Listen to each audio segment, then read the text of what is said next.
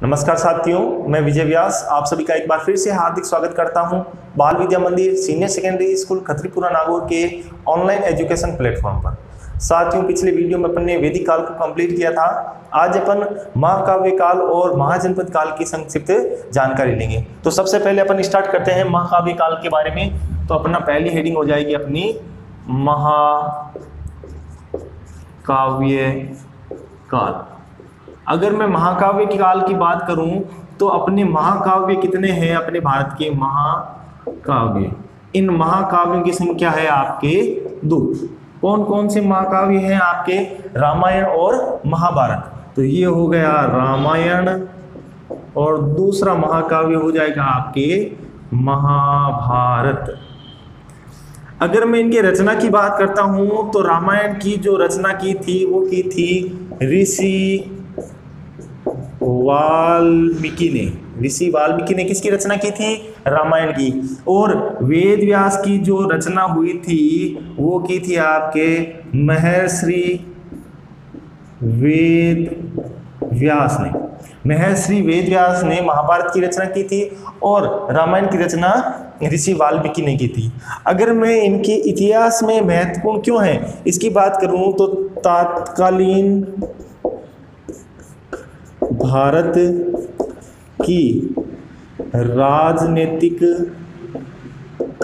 आर्थिक, भौगोलिक व सांस्कृतिक तथ्यों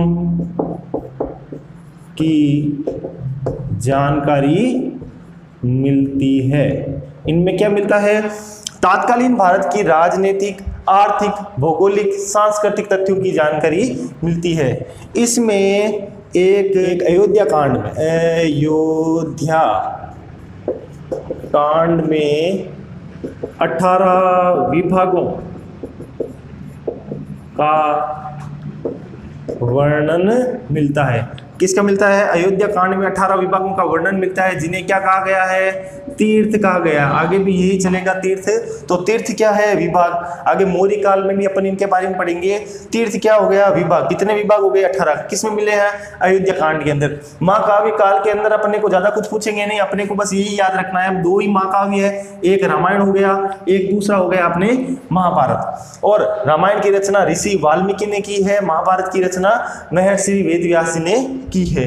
क्या पता चलता है? राजनीतिक, तत्कालीन भारत की, उस समय के भारत की राजनीतिक, आर्थिक, भौगोलिक, सांस्कृतिक तथ्यों की जानकारी मिलती है। इतिहास में इससे ज्यादा महत्व नहीं है। अयोध्या कांड में 18 विभागों का वर्णन है, जिसे तीर्थ कहते हैं। इसके बाद में अगला जो हेडिंग आएगी अपने वो है आपके महाजनपद काल। ये महाजनपद काल अपने लिए बहुत इंपॉर्टेंट है और 1 नंबर का प्रश्न यहां से जरूर पूछा जाता है। तो यहां थोड़ा सा अपन तथ्यात्मक प्रश्नों की ओर ज्यादा ध्यान देंगे। 1 नंबर का प्रश्न यहां से पूछा जाता है। यहां देखो, महाजनपद काल का सबसे पहले पूछा जाएगा वर्णन कहां पर मिलता है। तो वर्णन के लिए 2 ग्रंथों के नाम अपने को याद रखते हैं। सबसे पहला ग्रंथ है बौद्ध ग्रंथ अंगुत्तर निकाय के अंदर महाजनपदों का, कितने महाजनपदों का? 16 महाजनपदों का स्पष्ट उल्लेख मिलता है। तो अगर मैं यहाँ पर संख्या कह दूं तो कितने हैं? 16। महाजनपदों की संख्या कितनी है? 16। और वर्णन कहाँ पर मिलता है? बौद्ध ग्रंथ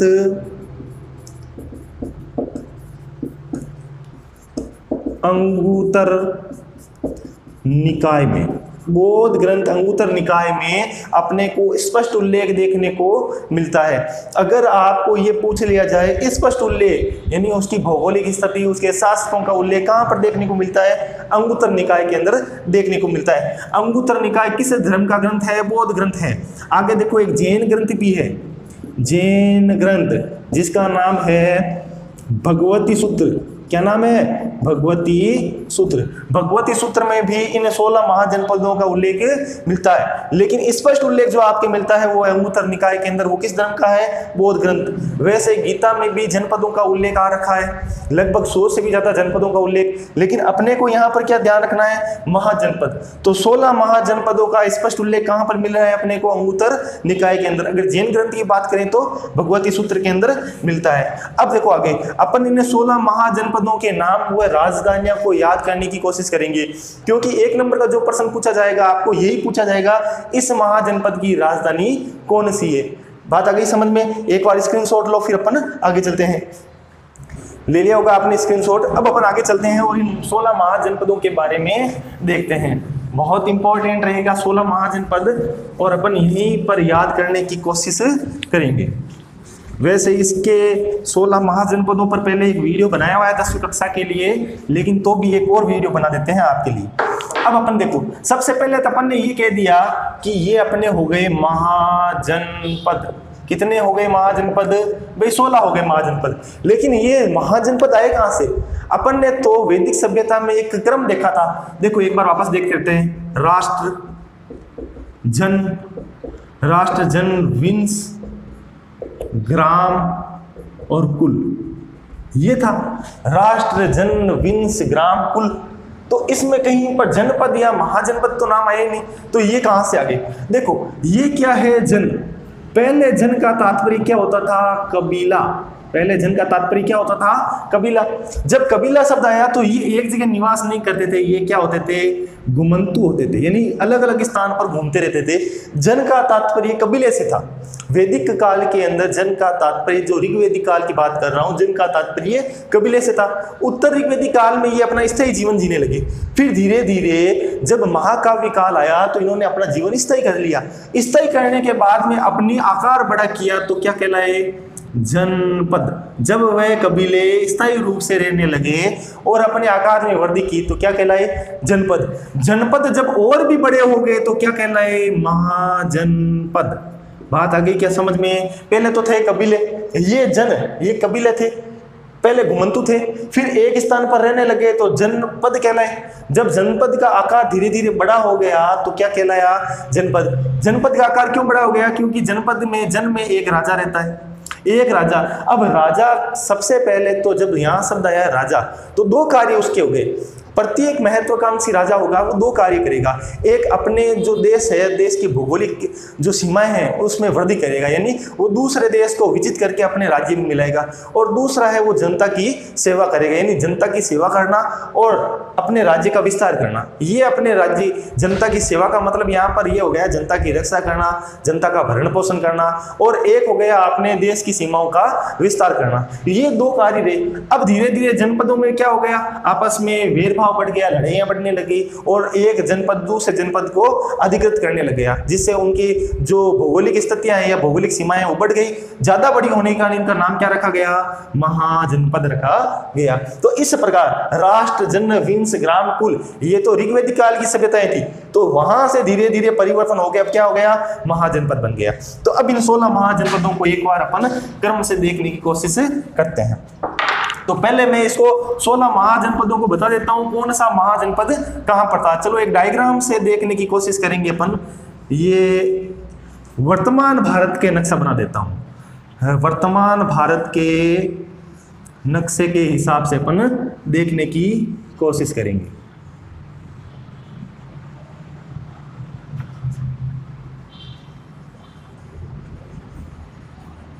ये लगभग अपने वर्तमान भारत का नक्शा बन गया।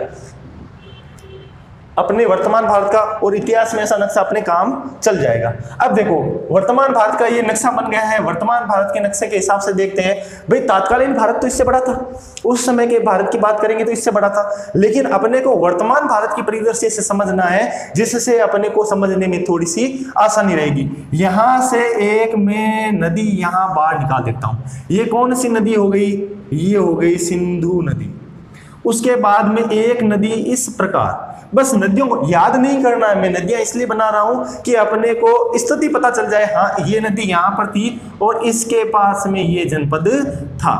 ये 2 नदियां हो गई। ये कौन कौन सी है? लंबी नदी हो गई आपके गंगा नदी, दूसरी नदी आपके हो जाएगी यमुना नदी, ठीक है। उसके बाद में एक नदी यहां पर मिल जाएगी, वो उसकी धारा इधर अरब सागर के अंदर, ये लो अरब सागर के अंदर आएगी। ये हो जाएगी आपके नर्मदा, और इसके ठीक नीचे एक नदी आ जाएगी ताप्ती नदी। ये आ गई अपनी नदियाँ। फिर एक नदी यहाँ से, ये यहाँ पर द्रोण बनाती हुई एक नदी यहाँ पर हो जाएगी महानदी।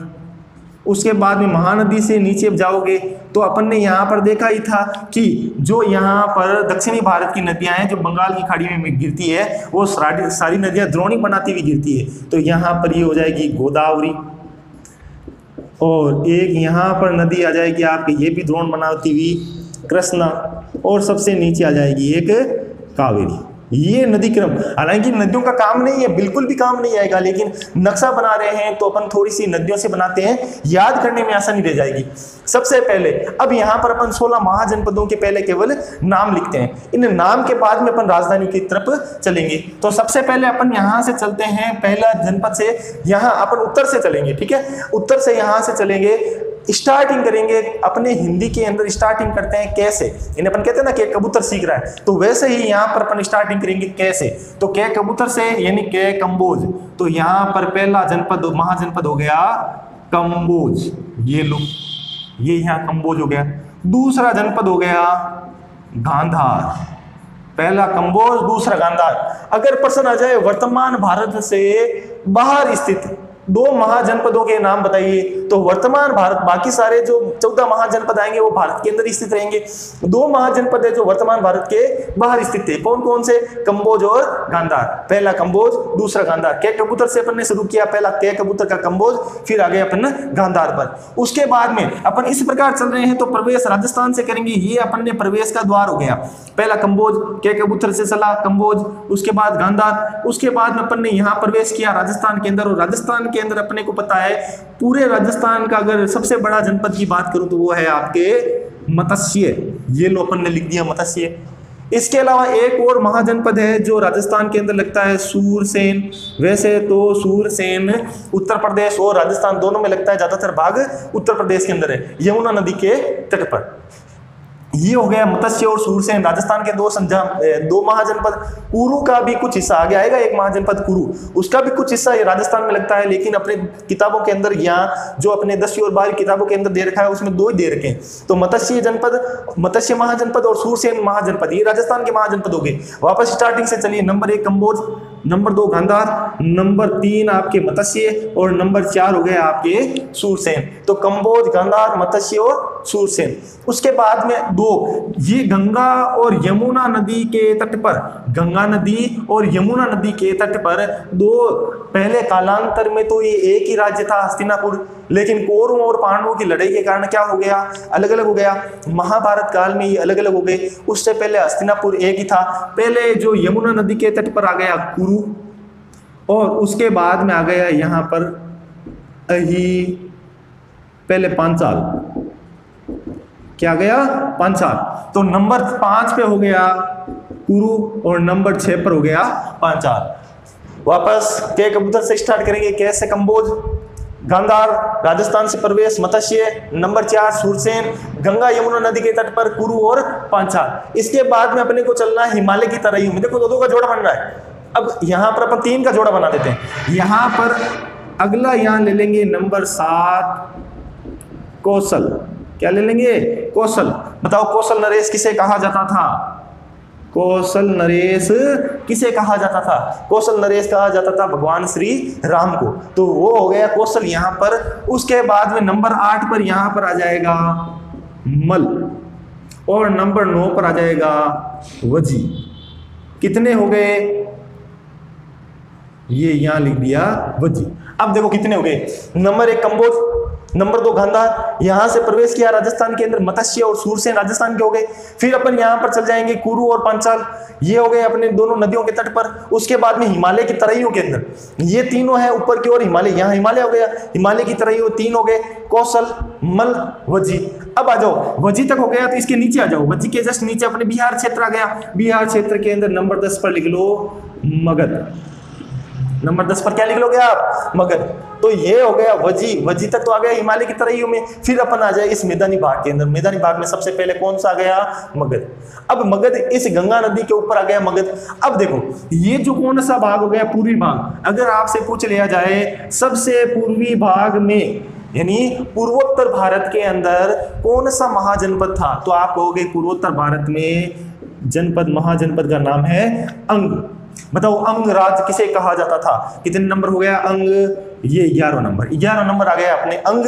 बताओ अंगराज किसे कहा जाता था? महाभारत देखी होगी अभी लॉकडाउन के अंदर, अंगराज कर्ण, नाम सुना होगा ना आपने, अंगराज कर्ण। तो ये वही अंग है जो कर्ण को दिया गया था। और कर्ण दुनिया में सबसे बड़ा दानवीर किसे माना जाता है? कर्ण को माना जाता है। अब देखो ये हो गया अंग, कितने नंबर पर आ गया? 11 नंबर पर। अब वापस आ जाओ भाई यहाँ पर, ये तो अपने सबसे पूर्वोत्तर भारत के अंदर हो गया मगध। मगध तो आ गया इस गंगा नदी के ऊपर वाले भाग पर, इस गंगा नदी के नीचे वाले भाग पर कर दो काशी। ये कर दिया अपन ने काशी। कहां पर हो गया? ये काशी हो गया आपके गंगा नदी के ऊपर वाले भाग में। वापस एक बार स्टार्टिंग से देखो, 1 नंबर कंबोज, के कबूतर से शुरू किया कंबोज, फिर गांधार, राजस्थान से प्रवेश मत्स्य सूरसेन, 2 राज्य पहले एक थे फिर अलग हो गए, कुरु पांचाल, उसके बाद हिमालय की तराइयों में 3, कौशल, मल, वजी, उसके बाद में नीचे आ जाओ मगध, एक पूर्वोत्तर भारत के अंदर अंग, और गंगा नदी के नीचे, गंगा नदी के ऊपर मगध, गंगा नदी के नीचे काशी। अब अपन चलते हैं दोआब क्षेत्र में। दोआब क्षेत्र यानी 2 नदियों के बीच का क्षेत्र। ये दोआब क्षेत्र क्या होगा? ये दोआब क्षेत्र रहेगा सबसे उपजाऊ क्षेत्र रहेगा। और अपन यहाँ पर इस उपजाऊ क्षेत्र के अंदर रखते हैं एक राज्य को जिसका नाम है वत्स। कितने नंबर हो गया? 13 नंबर। 13 नंबर कौन सा राज्य आ गया? वत्स। तो यहाँ पर वत्स आ गया। कहाँ आया है? दोआब क्षेत्र में तो आ गया वत्स। और वत्स के नीचे नदी के पास में यानी जो यमुना नदी के पास में 14 नंबर पर आ जाएगा चेदी। वत्स कहाँ पर आया? काशी यमुना नदी के नीचे दोआब क्षेत्र के अंदर वत्स, और चेदी आएगा आपके दोआब क्षेत्र के नीचे वाले भाग में चेदी। तो ये कितने हो गए? 14। दक्षिणी भारत का एकमात्र महाजनपद अगर पूछ लिया जाए, दक्षिणी भारत का एकमात्र महाजनपद कौन सा था? अस्मक। कौन सा था? अस्मक महाजनपद। अस्मक महाजनपद दक्षिणी भारत का एकमात्र महाजनपद था। गोदावरी महानदी और ताप्ती नदियों के बीच में एक जनपद था, दक्षिणी भारत का एकमात्र महाजनपद था जिसका नाम है अस्मक। और अंतिम अपने आ जाओ यहाँ पर 16 नंबर मध्य भारत के अंदर अवंती। क्या नाम है? अवंती। अगर पूछ लिया जाए 16 महाजनपदों में क्षेत्रफल की दृष्टि में सबसे बड़ा महाजनपद कौन सा था?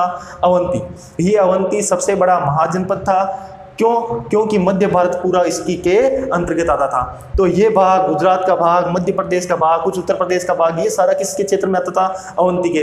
तो अगर पूछ लिया जाए मध्य भारत का या सब क्षेत्रफल की दृष्टि में सबसे बड़ा महाजनपद कौन सा था?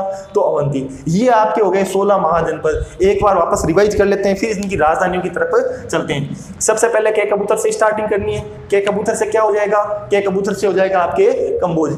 कंबोज से नीचे आओगे, नीचे आ गए तो गांधार। राजस्थान से प्रवेश करोगे तो मत्स्य सूरसेन राजस्थान के हो गए। फिर 2 पहले तो एक ही थे, फिर कालांतर में अलग अलग हो गए, यानी महाभारत काल में एक थे फिर अलग अलग हो गए। कुरु पांचाल। कुरु पांचाल के बाद में अपने को चलना है हिमालय की तराइयों के अंदर। हिमालय की तराइयों के अंदर जाओगे तो 3 राज्य मिलेंगे। कौशल, कौशल मिलेगा अपने को। कौशल याद रखना है भगवान राम से, तो कौशल नरेश किसे कहते हैं? कि भाई भगवान राम को कहते हैं। उसके बाद में मल, मल के बाद में आ जाएगा वज्जी। वज्जी में अपने को सीता को याद रखना है। राम जी अपनी बारात लेकर यहाँ वज्जी में आए थे, ठीक है ना। आगे आएगा राजधानी आएगा तो आपको और स्पष्ट हो जाएगा। उसके बाद वजी, वजी के बाद में हिमालय की तराइयों से नीचे उतरना है बिहार के अंदर। बिहार के अंदर कौन सा मिलेगा अपने को? मगध। मगध के बाद में अपने पूर्वोत्तर भारत के अंदर जाना है। पूर्वोत्तर, एकमात्र पूर्वोत्तर भारत का जो महाजनपद था वो था के अंग। अंग से याद रखना है अंगराज कर्ण। उसके बाद में हिमालय, ये अपने गंगा नदी के ऊपर तो हो गया मगध, और गंगा नदी के निचले भाग के अंदर आ जाएगा आपके काशी। फिर दोआब क्षेत्र के अंदर चलना है। दोआब क्षेत्र के अंदर क्या आ गया? आपके वत्स। और दोआब क्षेत्र के नीचे यमुना नदी, यमुना नदी के नीचे वाले भाग में आ जाएगा चेदी। और चेदी के बाद में दक्षिणी भारत का एकमात्र महाजनपद अस्मक। और जो महाजनपद है उनमें क्षेत्रफल की दृष्टि में सबसे बड़ा महाजनपद आ जाएगा आपके अवंती। तो ये हो गए आपके 16 महाजनपद। एक बार स्क्रीनशॉट ले लो इसका। ले लिया स्क्रीनशॉट। अब देखो ये तो हो गए आपके 16 महाजनपद। 16 महाजनपदों की स्थिति आपको क्या करना है? 16 महाजनपदों को रटना बिल्कुल भी नहीं। आपको ड्राइंग बनानी है, किसी प्रकार की ड्राइंग, भारत का जैसा नक्शा आता है वैसा बनाओ। अपने भूगोल में कहेंगे नक्शा अच्छा बनाओ, इतिहास में बिल्कुल नहीं कहा जाएगा नक्शा बहुत अच्छा बनाओ, कहेंगे जैसा बन रहा है वैसा बनाओ, लेकिन इसको नक्शे से याद करो। जितना नक्शे से अपन याद करेंगे, इस डायग्राम से याद करेंगे, उतना ज्यादा याद होगा।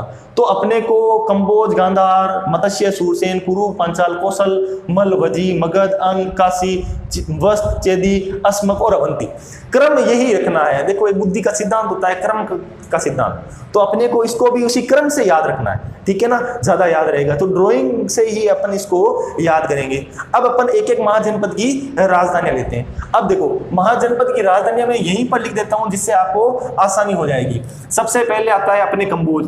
कंबोज के अंदर उस समय घोड़े बड़े प्रसिद्ध थे, तो घोड़ों के कारण इसकी एक राजधानी थी हाटक और दूसरी राजधानी थी राजपुर। हाटक और राजपुर ये दोनों किसकी राजधानियां हैं? कंबोज की। हाटक कैसे हुआ? घोड़ों के कारण। यहाँ कंबोज के घोड़े बहुत प्रसिद्ध थे, तो इसलिए अपने को राजधानी रख दी हाटक और दूसरी राजधानी रख दी राजपुर। गांधार, शिक्षा का सबसे बड़ा केंद्र गांधार केंद्र था। तक्षशिला, तक्षशिला इसकी क्या हो गई? राजधानी। वापस ध्यान से देखो, कंबोज का क्या हो गया? हाटक और राजपुर। गांधार का क्या हो गया? तक्षशिला। उसके बाद में आ जाओ मत्स्य। मत्स्य कहां पर है? अपन ने कहा था राजस्थान के अंदर चलेंगे। राजस्थान के अंदर मत्स्य है। बताओ राजस्थान की राजधानी क्या है? जयपुर। जयपुर तो आज है, पहले तो जयपुर था नहीं। तो उस स्थान पर क्षेत्र था बेराट, और उस बेराट का पौराणिक नाम है विराटनगर। तो मत्स्य की कौन सी हो गई? ये लो, विराटनगर। चलो इनको सबको यहाँ पर थोड़ा सा आएगा नहीं, कंजेस्टेड हो जाएगा, तो एक एक का नाम लिखते हैं, फिर अपन एक बार इसको लिख देंगे। तो आपने स्क्रीनशॉट तो इसका ले लिया होगा, तो फिर अपन चलो केवल राजधानी लिख देते हैं। एक एक महाजनपद लिखते हैं, फिर उसकी राजधानी लिख देते हैं। चलो, जिससे थोड़ा रिवाइज भी हो जाएगा अपने, और राजधानी भी आराम से दिख जाएगी। चलो सबसे पहले नंबर 1 यहां से शुरू कर लेते हैं। नंबर 1 कबूतर से शुरू किया, कंबोज। कंबोज के बाद में कहाँ गए? कंबोज के बाद में आए गांधार। गांधार के बाद में राजस्थान से प्रवेश किया, बोलते जाओ आप साथ साथ में। मत्स्य। मत्स्य के बाद में राजस्थान का जो दूसरा था सूरसेन। उसके बाद में नंबर 5 पर आया था आपके सूरसेन के बाद में अपन ने कहा था कि दोनों एक ही है। उसके बाद में अलग अलग हो गए, कालांतर में एक ही थे, बाद में अलग अलग हो गए कुरु। और नंबर 6 पर आपके आ जाएगा पांचाल। 7 नंबर पर अपन ने कहा था कुरु पांचाल के बाद में हिमालय की तराइयों में अपने को चलना है, तो कौशल। कौशल नरेश किसे कहते हैं? भगवान राम को। नंबर 8 पर आपके कौन सा आ जाएगा? मल। और उसके बाद में 9 नंबर पर यहाँ पर आ जाएगा आपके वजी। उसके बाद हिमालय की तराइयों से जैसे ही नीचे उतरे मिल गए अपने को मगध। मगध के बाद में पूर्वोत्तर भारत के अंदर चले गए। एकमात्र अंग। अंग नरेश किसे कहा जाता है? कर्ण को कहा जाता है। उसके बाद में 12 नंबर पर अंग। ये मगध तो गंगा नदी के ऊपर था, गंगा नदी के नीचे कौन सा आ जाएगा? ये लो लिख दिया काशी। काशी के बाद में गंगा यमुना के दोआब क्षेत्र के अंदर कौन सा हो गया? वत्स। नंबर 14 पर वत्स के बाद में कौन सा आ जाएगा आपके? ये वत्स तो दोआब क्षेत्र में था, दोआब क्षेत्र के नीचे आ जाएगा आपके चेदी। 15 नंबर पर दक्षिणी भारत का एकमात्र अस्मक महाजनपद। और 16 नंबर पर अपने रह जाएगा सबसे बड़ा, यानी क्षेत्रफल की दृष्टि से सबसे बड़ा अवंती। ये लो, ये अपने हो गए 16 महाजनपद एक बार फिर से। और अपन राजधानी लिख रहे थे कंबोज, किसके लिए प्रसिद्ध है? घोड़ों के लिए, हाटक। दूसरी राजधानी क्या हो गई? राजपुर। अब नंबर 2 पर गांधार। गांधार किसके लिए प्रसिद्ध है? अपन ने कहा था शिक्षा का सबसे बड़ा केंद्र गांधार केंद्र था, और गांधार केंद्र क्या हो गया? तक्षशिला। ये लो तक्षशिला। मत्स्य। मत्स्य कहां पर है? जयपुर के अंदर है। भाई मत्स्य अपने राजस्थान के अंदर है, और राजस्थान की राजधानी क्या है? जयपुर। तो मत्स्य की राजधानी भी एक बार सोच लो जयपुर है। मत्स्य महाजनपद, आगे मत्स्य संघ आएगा, वो अपने जब राजस्थान अपन करेंगे, राजस्थान का एकीकरण पढ़ेंगे, तब मत्स्य संघ आएगा, उसकी अलग बात करेंगे। लेकिन मत्स्य महाजनपद की राजधानी क्या है? अपन एक बार समझ लो, राजस्थान की राजधानी जयपुर है, और वो ये, लेकिन जयपुर तो अभी है, पहले तो जयपुर था ही नहीं। तो जयपुर से पहले उस स्थान का क्षेत्र बेराट। बेराट का पौराणिक नाम है विराटनगर, तो ये लो अपने रख दिया विराटनगर। ये हो गया अपने विराटनगर। फिर आ गया सूरसेन। सूरसेन से याद रखना है, ये यदुवंशियों का था। ये किसका था? यदुवंशी। यदुवंशी श्री कृष्ण यदुवंशी श्री कृष्ण का संबंध किससे था? सूरसेन से। अब बताओ श्री कृष्ण कहाँ के हो गए? भाई मथुरा के हो गए। तो ये लो इनकी राजधानी, ये हो गई मथुरा। तो यदुवंशी श्री कृष्ण का संबंध सूरसेन से था और ये हो गई इनकी राजधानी मथुरा। अब अपने को मथुरा याद रखने की जरूरत नहीं है, सूरसेन आते ही अपने को यदुवंशी श्री कृष्ण के बारे में यानी भगवान श्री कृष्ण के बारे में याद रखना है। जैसे ही इनके बारे में याद आएगा ये मथुरा अपने आप याद आ जाएगा। मत्स्य आएगा तो राजस्थान याद रखो, विराटनगर अपने आप ही याद आ जाएगा। अब देखो यहां पर मैं थोड़ी सी एक और बात बता देता हूं, जो ये सूरसेन है इसे यूनानी लोग क्या कहते थे? सूरसेनोई। इसे क्या कहते थे? यूनानी लोग इसे कहते थे सूरसेनोई। और मथुरा को क्या कहते थे? मथुरा को कहते थे मिथुरा। क्योंकि आगे का जो अपन मौर्य काल पढ़ेंगे ना, उस समय यूनानियों का प्रभाव यहाँ पर बहुत ज्यादा रहेगा और उन्हीं के द्वारा चलाई गई अपने जो ऐतिहासिक ग्रंथ है उनमें जो सूरसेन का नाम है सूरसेनोई और मथुरा का नाम मिथुरा मिलता है।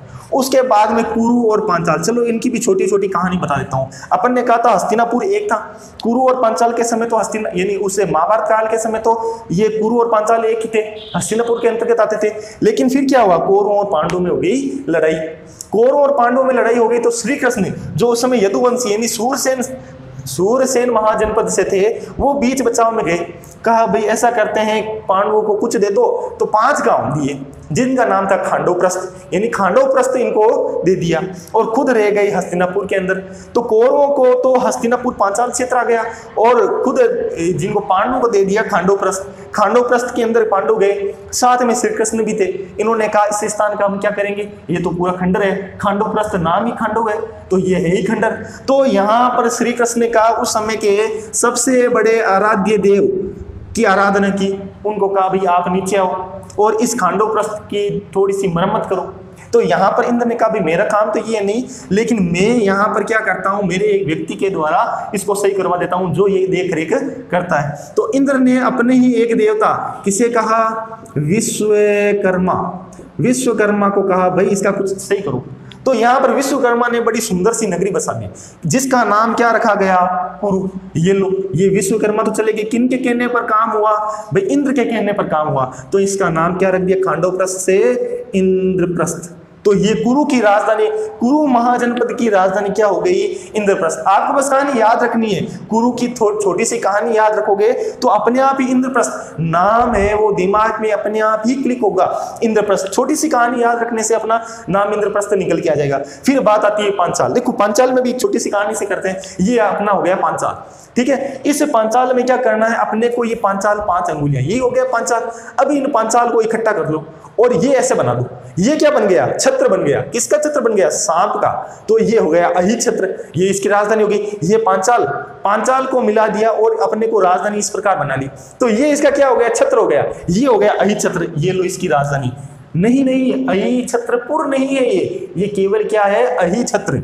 ये लो अहि छत्रपुर आगे आएगा, वो अहि छत्रपुर अपने नागौर को कहते हैं, ये केवल अहि छत्र है। तो ये तो हो गया, वापस देख लो, ये पांचाल को मिला दिया और ये कर दिया, ये क्या बन गया? अपना अहि छत्र बन गया। अब सांप को देखते हैं अपन क्या करेंगे भाई, सीधी सी चीज है, सांप दिखा है तो अपन कांपेंगे। तो अगली राजधानी लिख लो इसकी, कांपिल्य। ये इनकी अगली राजधानी। अहि छत्र और कांपिल्य किसकी राजधानी थी? पांचाल की। समझ में आई क्या? इंद्रप्रस्थ और अहि छत्र और कांपिल्य समझ में आ गया क्या? कुरु और पांचाल की राजधानी, कुरु की राजधानी इंद्रप्रस्थ और पांचाल की राजधानी अहि छत्र और कांपिल्य। कौशल, अब अपने आता है कौशल के अंदर अपने को क्या याद करना है? श्री राम को याद करना है। श्री राम जी की नगरी कौन सी थी? कौशल नरेश तो अपने को श्री राम को कहते थे, लेकिन इनकी राजधानी अपन ने रामायण 2-3 बार देख ली होगी लॉकडाउन में। ये अयोध्या, ये अपनी होगी अयोध्या। लेकिन ये तो अयोध्या किस काल के अंदर थी? ये तो अयोध्या थी आपके इससे पहले महाकाव्य काल के अंदर, यानी ये रामायण काल के अंदर अयोध्या थी। लेकिन अब तो अपने महाजनपद काल चल रहा है। महाजनपद काल का मतलब हो गया बुद्ध काल। ये याद रखना थोड़ा सा, महाजनपद का मतलब क्या हो गया? बुद्ध काल। बुद्ध काल के अंदर अयोध्या को, जो अयोध्या राजधानी थी, उसको 2 भागों में विभाजित कर दिया। एक नाम दिया साकेत और एक नाम दिया श्रावस्ती। साकेत और श्रावस्ती किस काल के अंदर हुई? बुद्ध काल में। भाई अपने तो श्री राम की राजधानी अयोध्या ही कही थी, भाई अपन ने बार बार देखा था अयोध्या के अंदर रहते हैं, दशरथ अयोध्या के अंदर राजा है। फिर धीरे धीरे क्या हुआ, बुद्ध काल में परिवर्तन आ गया, साकेत और श्रावस्ती ये दो राजधानियां बन गई। उसके बाद में आ जाओ मल, मल की भी दो राजधानियां थी, कौन कौन सी, पावापुरी और कुशीनारा, पावापुरी और कुशीनारा। पावापुरी और कुशीनारा का भी देखो, ये इनके भी मैं बता देता हूं, बुद्ध काल के अंदर थी। भाई अपने महाजनपद काल पूरा ही बुद्ध काल का चल रहा है, तो यहां पर बुद्ध काल के अंदर इसमें पावापुरी और कुशीनारा ये दोनों ही जैन और बौद्ध धर्म से संबंधित है। देखो ध्यान से सुनना, पावापुरी के अंदर निर्वाण किसको प्राप्त हुआ था और कुशीनारा के अंदर निर्वाण किसको प्राप्त हुआ था। ध्यान से देखना, ये किसकी मात्रा है, ई की मात्रा है। और अपने जैन धर्म के जो 24वें तीर्थंकर है उनके आगे भी देखो क्या लगता है, स्वामी महावीर स्वामी, ये पूरा नाम लिख देता हूं चलो, महावीर स्वामी। ये देखो किसकी मात्रा लगी, ई की मात्रा, यहां किसकी मात्रा लग गई है, ई की मात्रा। तो महावीर स्वामी को निर्वाण कहां प्राप्त हुआ, पावापुरी में। किस महाजनपद की राजधानी थी, मल की, मल की राजधानी पावापुरी में निर्वाण प्राप्त हुआ है महावीर स्वामी को। अब देखो कुशीनारा, अब बौद्ध, भाई महावीर स्वामी आ गए तो अब बुद्ध ही बचा है, तो महात्मा बुद्ध। अब इंग्लिश में बोले तो यहां पर हो जाएगा लॉर्ड बुद्धा, तो अपने को यहां पर लिखना है बुद्धा, लॉर्ड बुद्धा, यानी बुद्धा को अपने को आ की मात्रा और कुशीनारा में आ की मात्रा। ये लोग बुद्धा यानी महात्मा बुद्ध को निर्वाण कहां प्राप्त हुआ, कुशीनारा के अंदर प्राप्त हुआ। पावापुरी के अंदर महावीर स्वामी, कुशीनारा के अंदर महात्मा बुद्ध। ये कंफ्यूजन भी अपना दूर हो गया, क्योंकि निर्वाण दोनों ही मल के हैं तो बहुत कंफ्यूजन रखता है। आगे अपने अगर ये बुद्ध और महावीर स्वामी जैन धर्म और बौद्ध धर्म आएगा तो ये कंफ्यूजन भी आपके दूर हो जाएगा। मल हो गया। अब अपन चलते हैं वजी के अंदर। आगे देखो, ये वजी, वजी में मैंने आपको जब ये लिखाया था तब मैंने क्या कहा था, कौशल नरेश श्री राम अपनी बारात लेकर वजी आते हैं। तो वजी क्या हो गया, वजी सीता जी का गांव हो गया। तो वजी में आपको क्या रखना है, सीता। सीता के पिता का नाम राजा जनक। राजा जनक कौन थे, मिथिला नरेश थे। ये लोग मिथिला नरेश। आगे मिथिला, तो एक तो राजधानी कौन सी होगी, मिथिला, और एक और कौन सी होगी, विदे। कौन सी होगी, विदे। ये दो हो गई। लेकिन ये तो आप कहोगे भी ये किस काल के अंदर थे, ये तो आपके महाजनपद काल से पहले की बात है, यानी ये महाकाव्य काल के अंदर थे। अब क्या हो गई, बुद्ध काल में इसकी राजधानी परिवर्तन होकर क्या हो गई, वैशाली। इसकी राजधानी परिवर्तन होकर क्या हो गई, वैशाली। और यहाँ प्रशासन यानी राजा जनक का नहीं था, उसके बाद में वैशाली में किसका शासन आ गया, लिच्छवियों का शासन आ गया था। तो वजी की राजधानी पहले तो सीता से याद रखना है, क्रम यही रहेगा तो याद आसानी से रहेगी। सीता से याद करना है, मिथिला और विदे। मिथिला नरेश राजा जनक को कहते थे और सीता उनकी पुत्री थी। विदे यानी उनका क्षेत्र हो गया। अब देखो आगे, अब आ गया मगध। ये सबसे बड़ा कंफ्यूजन वाला है और सबसे ज्यादा पूछा जाता है। जहां बहुविकल्प यानी ऑब्जेक्टिव टाइप क्वेश्चन पूछे जाते हैं ना, तब मगध बहुत ज्यादा पूछा जाता है। महाजनपद काल में मगध की राजधानी थी और पहली राजधानी आपको क्या लिखी हुई आएगी, ए के अंदर आपको लिखी हुई आएगी पाटलिपुत्र। ये लो, ए के अंदर ये लिखा हुआ आएगा। और लगभग पाटलिपुत्र नाम देखा और मगध अपने को मिल जाएगा, क्योंकि मौर्य काल में पाटलिपुत्र किसकी राजधानी थी, मगध की। और अपन इसको राइट कर देंगे, जबकि इसका उत्तर है रोम। क्यों, क्योंकि अपने को बात किसकी चल रही है, महाजनपद काल की बात चल रही है। और पाटलिपुत्र तो आगे नंद वंश के समय बनता है। तो यहां पर ये ध्यान रखना है, पाटलिपुत्र नहीं है तो क्या है, राजगृह या गिरिव्रज। राजगृह या गिरिव्रज किसकी राजधानी थी, मगध की। किस समय, महाजनपद काल के समय। उसके बाद में अंग की राजधानी चंपा। ये लो, काशी की राजधानी वर्तमान में वाराणसी। ये लो, वाराणसी उस समय थी। वत्स की राजधानी, वत्स कहां पर था, कौशाम्बी, यानी दोआब क्षेत्र के अंदर था कौशाम्बी। चेदी, चेदी की राजधानी, देखो चेदी नहीं, मेरे को तो चेदी दिखता ही नहीं है, मेरे को तो यहाँ क्या दिख रही है, चेरी। ये लो, ये कर दिया चेरी। चेरी कौन सी, सॉफ्टी पर लगाकर खाने वाली, सॉफ्टी आइसक्रीम आती है उस पर अपन लगाकर खाते हैं चेरी, वो चेरी। क्यों, अरे चेरी खाने से क्या आती है, याद रखो, चेरी खाने से क्या आती है, शक्ति आती है। चेरी, चेदी नहीं दिख रहा है, मेरे को तो चेरी दिख रहा है। जहां जहां चेरी आएगा मेरे को तो चेदी दिखेगा, चेरी आएगा, ये जहां जहां चेरी आएगा तो मेरे को क्या दिखेगा, चेरी। तो चेरी खाने से क्या आती है, शक्ति। याद रखो, चेरी खाने से क्या आती है, शक्ति। बस हो गई राजधानी। चेदी नहीं, चेरी है, चेरी खाने से शक्ति आती है, तो इसकी राजधानी हो गई शक्तिमती। ये लो, इसकी राजधानी हो गई शक्तिमती। अस्मक, अस्मक का है पोतन। या इसका एक और नाम है पोटन। ये तो प्रोनाउंसिएशन के कारण पोतन और पोतन, क्योंकि आगे जो जो यूनानी आए उसे पोतन की जगह पोटन लिख गया, पोटन की जगह पोतन लिख गया, दोनों एक ही क्षेत्र है। उसके बाद में क्षेत्रफल की दृष्टि में सबसे बड़ा, क्षेत्रफल की दृष्टि में सबसे बड़ा है तो दो भाग करना रहेगा भाई, सीधी सी बात है। क्षेत्रफल की दृष्टि में बड़ा है तो इसके दो भाग हो जाएंगे। एक भाग कौन सा हो जाएगा, ये हो गया उत्तर और ये हो गया दक्षिण। तो उत्तरी अवंती और दक्षिणी अवंती की राजधानी अलग अलग थी। उत्तरी अवंती की राजधानी थी आपके उज्जैनी, यानी वर्तमान का उज्जैन, और दक्षिणी अवंती की राजधानी क्या थी, दक्षिणी अवंती की राजधानी थी महिष्मति, वही महिष्मति साम्राज्य, ठीक है ना, ये लो महिष्मति। ये अपने 16 महाजनपद और इनकी राजधानियां हो गई। एक दो बार वीडियो को देखना, जो आपका वीडियो है इसमें लिखी हुई है वो अपने कॉपी में या नोटबुक में नोट आउट करना और फिर वापस देखने की कोशिश करना कि अपने को कौन सा नहीं आ रहा है। जो नहीं आ रहा है उस पर गोला बनाना, उसी को याद करना। क्रमानुसार करोगे तो आपको जरूर याद हो जाएगी। एक बार अपन रिवाइज कर लेते हैं। कंबोज की हाटक या राजपुर हाटक क्यों, घोड़ों के कारण। गांधार पड़े के अंदर सबसे आगे तक्षशिला। मत्स्य राजस्थान की राजधानी जयपुर, जयपुर का बेराट, बेराट का विराटनगर। सूरसेन श्री कृष्ण से संबंधित है तो मथुरा।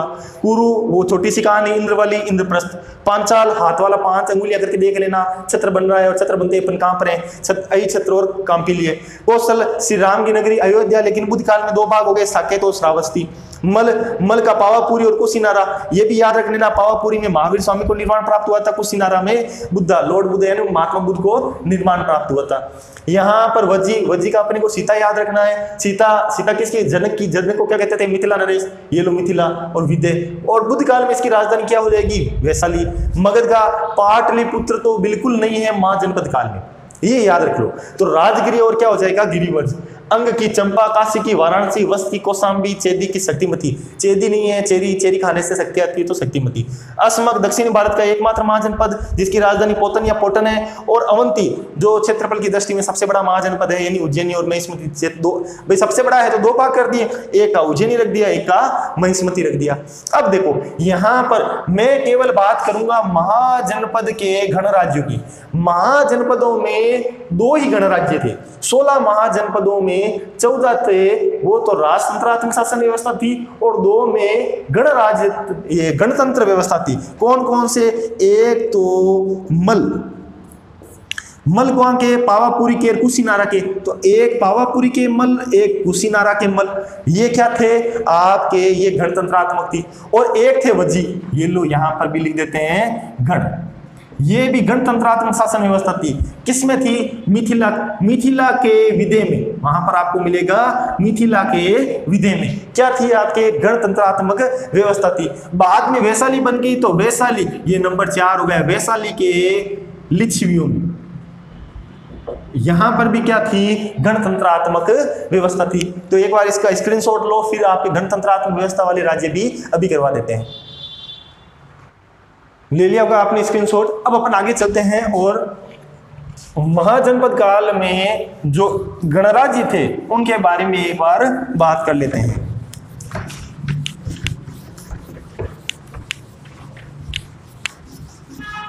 कौन कौन से थे, कुछ एक 4 के तो नाम अपन ने अभी पढ़ लिए, तो 4 तो ये देख लेते हैं। कुल 10 गणराज्य थे, उनमें से 4 तो अपन ने अभी पढ़ लिए, तो एक बार और देख लेते हैं। चलो,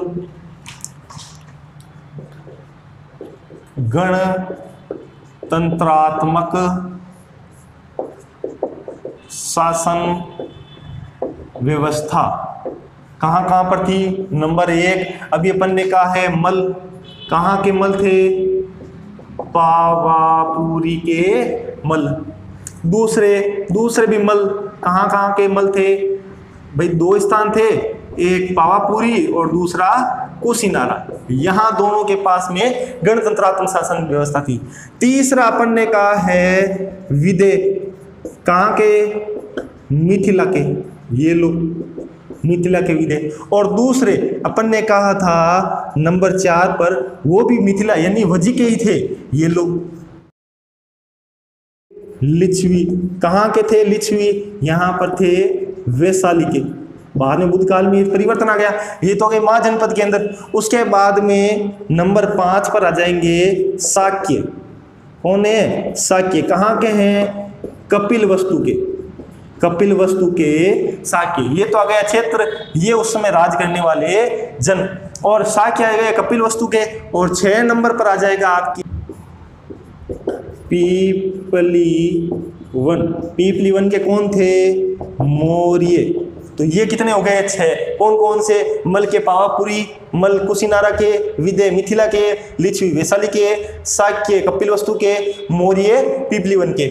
उसके बाद में 7 में आता है 7, 8, 9 और 10। 7 नंबर पर आएगा आपके कोल्य, और 8 नंबर पर आएगा भग, 9 नंबर पर आएगा आपके बुल्ली, और 10 नंबर पर आएगा कालाम।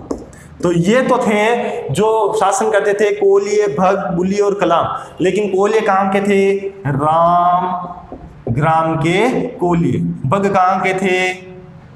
सुषुम गिरी के भग। और बुल्ली कहाँ के थे? अलकल्प के। और कलाम कहाँ के थे? केशकूद के। तो ये उस समय 10 जो अपने जनपद कह सकते हैं, इन्हें महाजनपद कह सकते हैं। तो ये 10 जनपद थे, वो उस समय गणतंत्रात्मक शासन व्यवस्था, तंत्रात्मक शासन व्यवस्था चलाते थे। और अन्य जितने भी महाजनपद और जनपद थे, उनमें राजतंत्रात्मक शासन व्यवस्था थी। तो ये हो गया अपने गणतंत्रात्मक शासन व्यवस्था वाले जनपद। कौन कौन से थे एक बार वापस रिवाइज कर लेते हैं। मल पावापुरी के, मल कुशीनारा के, विदय मिथिला के, लिच्छवी वैशाली के, शाक्य कपिलवस्तु के, मौर्य पीपली वन के। उसके बाद कोल्य रामग्राम के, भग सुषुमगिरी के, बुली थे अलकल्प के, और कलाम थे केश सेतु के। तो ये आपके यहाँ कंप्लीट होता है जो आपके महाजनपद काल। अब अगले वीडियो के अंदर अपन ने जो ये पौराणिक राजतंत्र देखे हैं या पौराणिक काल देखे हैं, इनकी सामाजिक व्यवस्थाओं के बारे में बात करेंगे। तो आज के लिए इतना ही, मिलेंगे अगले वीडियो में, तब तक के लिए आप सभी को धन्यवाद।